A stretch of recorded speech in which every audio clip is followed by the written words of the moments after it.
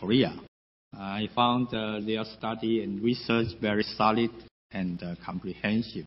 So it's really worthwhile for us to learn. And I hope we can have a further discussion. Now it's open to the floor. Then please raise your question. Then maybe we have a very good opportunity to learn even more and from them. So any question? Yes, please, Dr. Wang. I'm Chi-Yuan from the CIER Climate Change Research Center.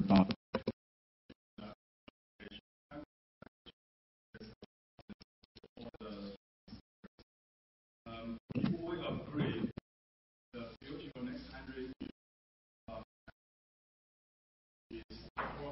is certainty, dynamic, and feedback plus adaptive characteristics.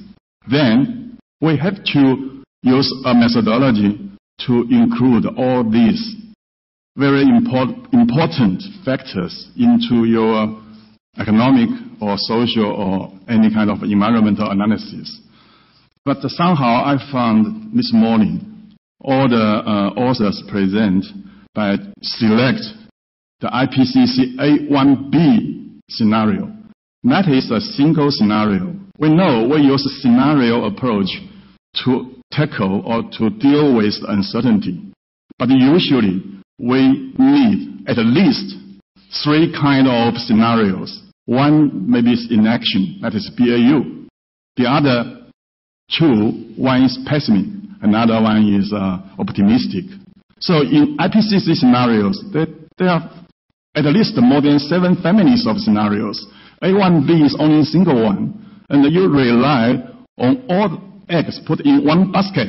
That is A1B model for next 100 years, and based on this scenario to set up your future trajectory or time path for your decision variables. That seems to me is very risky, and you put too much risk on it.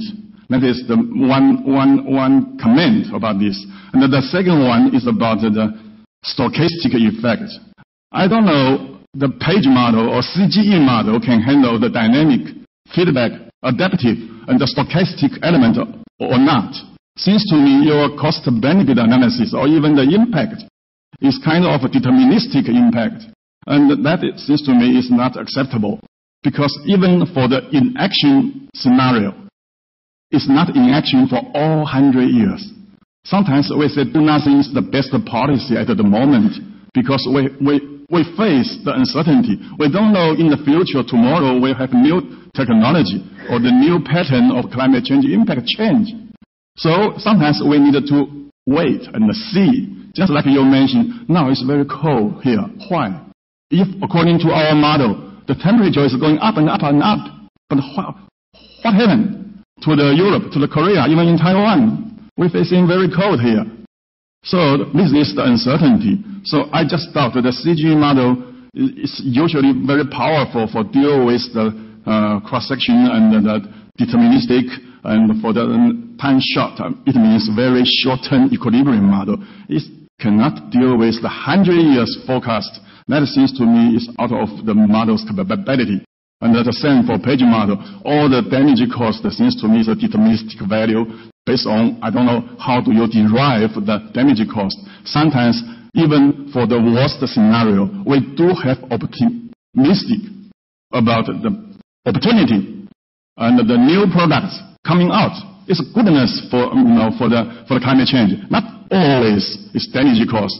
We call it opportunity, and a chance. We can exploit these things from climate change. That is my 2 comments. Thank you.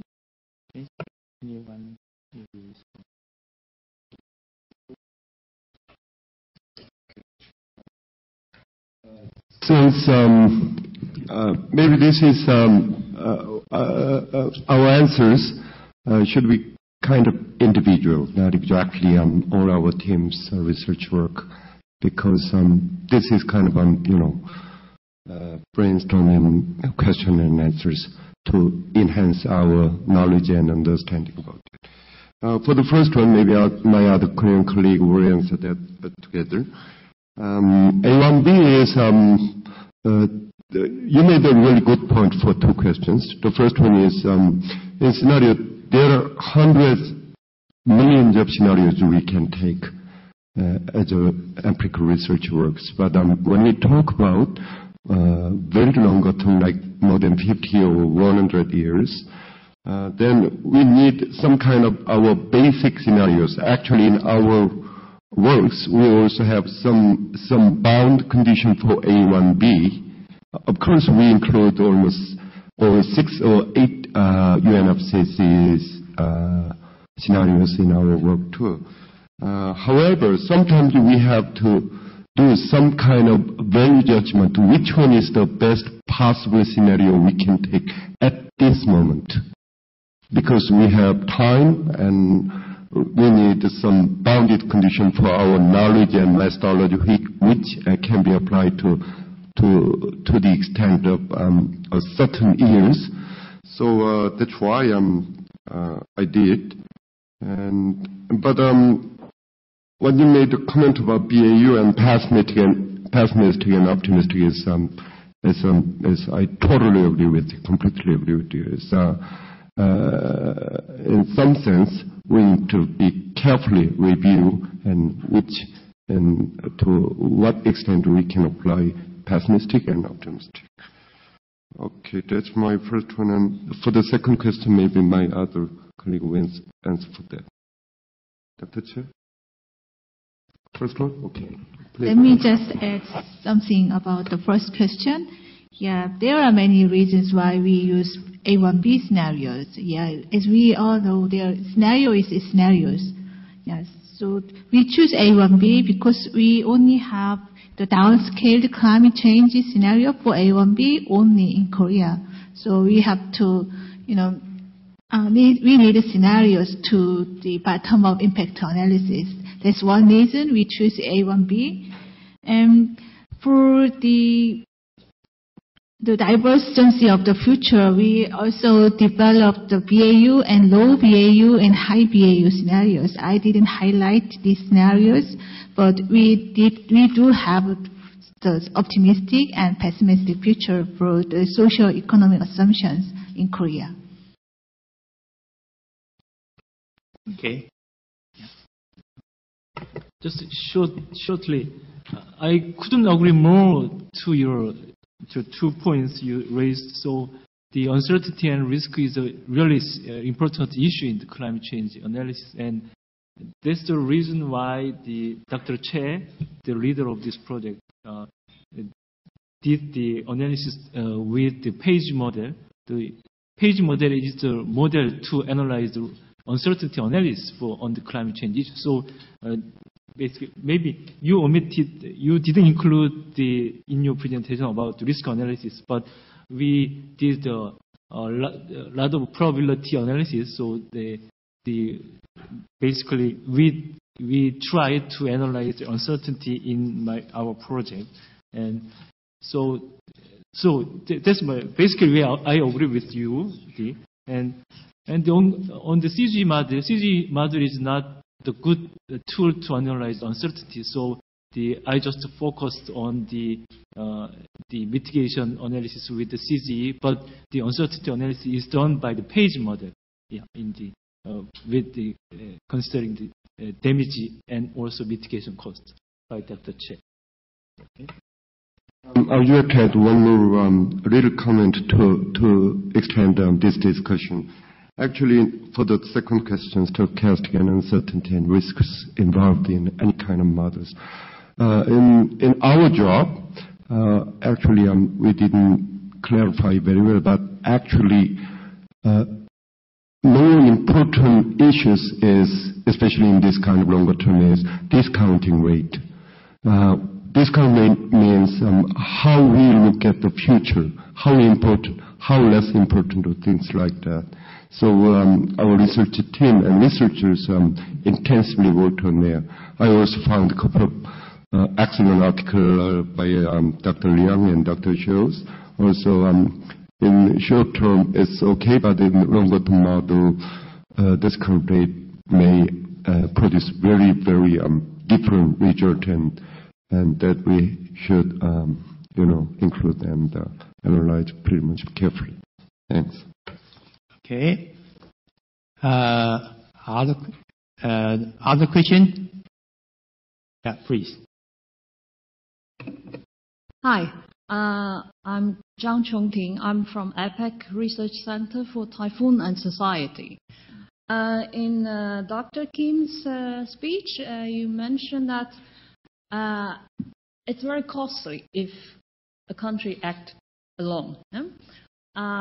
When you mentioned about this sentence, and you talk about mitigation, I guess it's similar in adaptation for climate change. So questions to all the speakers, if possible, that regarding impact assessment capacity, what do you think Korea and Taiwan can offer specifically at this stage? And also, what do you need at this stage? And also in the future, that what you can think about. So supply and demand. Yes.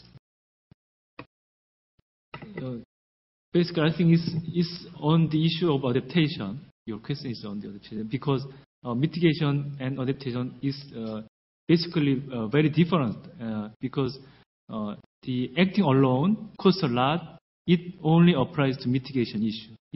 Because adaptation is not the kind of public good, but adaptation is just a private character in economic sense. But mitigation is a public good in the global world. So when you do the mitigation, if you act alone, it damages a lot to your economy. But in case of adaptation, it doesn't like that. So could you respond to the question?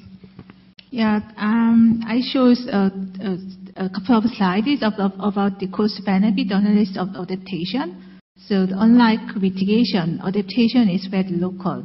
So the economics of adaptation depends on how you act on adaptation. If we choose very effective measure based on the scientific impact assessment, so adaptation measure could be very economic. So whether other countries implement adaptation or not. So, and I also did the analysis of timing of the adaptation. So if we implement adaptation earlier, the benefits would be greater. Okay. This answer for your question. Thank you. Okay. Any question? Other question? Yes. Dr. Chen. Hi. I think after listening to those Q&A, I must say this outstanding team, KEI, is here because you know what you are doing and what you cannot do. So I would suggest to my colleagues in Chi-Yuan, because there are three major areas in low carbon society, the policy we have to go. One is the production and trade. So that's why you use the GCG model. Then the second area is residential, the carbon reduction on residential and commercial district. I don't know what's that in UNFCCC's scenario. So, but somebody have to check out. The third one, I think it's important, is the transportation energy saving or carbon reduction. So if we are thinking of the research division of labor among our East Asia countries, since Korea has been doing good and can be improved, of course, right? In the UNFCCC A1B. And probably Taiwan can devote into residential and commercial area of districts reduction model. Because our 101 building, the highest building in East Asia, has been getting the award of low carbon building. So we have that performance by our private sector already. So the research sector should cooperate with that goal. So I think our current Minister of Interior could be quite capable of incorporate such kind of policy for global view. And these two models can share between Korea and Taiwan because we are all high-rising building countries, high-density cities. So that's what I think. Secondly, in terms of transportation energy saving, the largest emission country is United States and probably China, PR China, because, transportation sector. So if we may, we can suggest them, these two countries, cooperate together to work on that sector, etc. So the whole global together can fill up the necessary model scenarios set in by UNFCCC. So that's my feeling. So thank you. So this comment.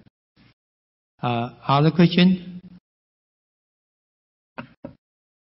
Okay. Yes. Hello. This is from the Environmental Science Technology Consultation Corporation. Just one simple question, but to all the speakers. In terms of your studies and researches in helping the Korean government in climate change policy makings, I also heard about that the emissions tradings, the concept of emissions tradings currently drafting in the Parliament, which will involve eventually such as EU ETS, such as allocation. How does your studies and researches in helping the Koreans to discern which sectors responsibilities of their reduction efforts, how much the allocation will be given to them by sectors? Thank you.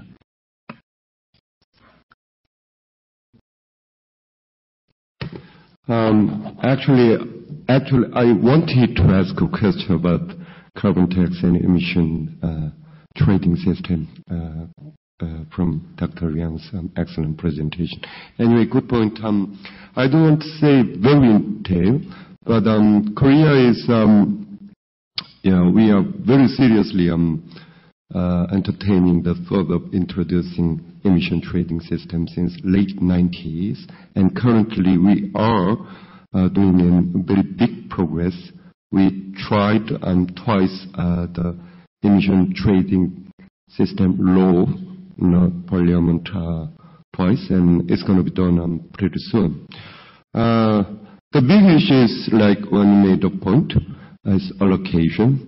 And I found that there are slight differences between China and Korea in terms of emission and trading system. Korea is pretty much, large industry group oriented one, like conglomerates or something like that, and the big boilers basically. In Taiwan, I don't know where exactly. I couldn't have any chance to look at the active individual industrial internal industrial structure, but some pretty much well according to the energy intensity ratio and what do you call it, concentration. But he made a point. So location thing is always a big problem. It is quite a political one, but we try to see a couple of things like value added and last 3 years emission level, or some kind of export trade imposed rates, and then the other thing is some sometimes we even think about some equity things in there. And the other thing is, in my humble opinion, is coupled with allocation itself, we also we are thinking to include the important concept of offset. How do we include other kind of activities or other sources that are not exactly directly reduced from that side, but can buy or can borrow or can save that kind of activities. So a lot of detailed stories on there. But for now, I guess emission trading system. I don't know. It's my experiences now. Korea currently we have target management system, which means individual firms have some target to reduce a certain amount of emission by 2015. Somehow, I don't understand as an economist, firms prefer that kind of direct, measures to economic insensitive like emission trading system. Maybe same thing you have to think about in Taiwan. Firms' behavior is rational in terms of very short-bounded area. Sometimes the direct, control measures might be effective in some cases because there are a lot of uncertainties or transaction cost involved in it, or some strategic behavior of firms. So a textbook, say, economic incentive or emission system or carbon tax might be, much better options than any other. However, in reality, we have to think about a lot of political or real stories behind those kind of carbon regulation system. I'm sorry, I extended a little bit more than when you asked me. Thank you. So other question? Yeah, because time constraint. May I ask the last question? That's for Dr. Kim. I think a CGE model simulation, that's important that the parameter you assume is very vital. I mean, mean a lot.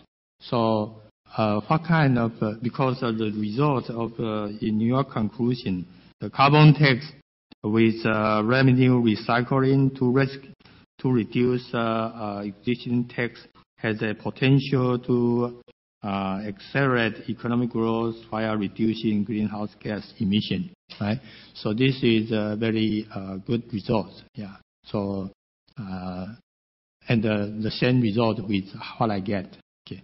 But I'm wondering that in your model, the assumption for energy price elasticity for demand for energy, and also the cross price elasticity or substitution elasticity with energy and capital and labor, that kind of parameters. How do you assume, or what kind of parameter you use? Yeah. Yeah, maybe you know that the CGE model needs a lot of parameters. Basically, the major parameters used in CGE model is the substitution parameters. So elasticity of substitution between the energy sources and between input factors. So there are lots of parameters we need, but the problem is that it is difficult to estimate reliably the parameters by the empirical data. So we use the set of parameters usually used by other models internationally or from other the famous institutions in developed countries. So basically, I use the parameter used by OECD. OECD used the parameters for their own model, and so I adopted those parameters. And I try to estimate those parameters based on the Korean data, but the thing is that it is not easy to get the reliable estimates from the empirical data. So maybe I think it's a similar situation in Thailand too. So that's basically some essential problem in the CG analysis. And so I should admit that kind of uncertainties and problems in the estimation by CG model. Yeah. Okay. In our case, my study, that is dynamic general equilibrium model, that is based on translog cost function. So it's a Jorgensen type. And so I use a time series from 1961 to year 2006 to estimate the coefficient and the price elasticity. So that kind of case is based on local data. So I think if a more reliable estimation to use CGE. It's important to solve the problem to estimate the price elasticity and substitution elasticity by use local data. I think that is worthwhile to do. So could we? The time is up. Sorry to be late. And so could we join me to give those presentation presenters a big applause. Thank you. And thank you all of you.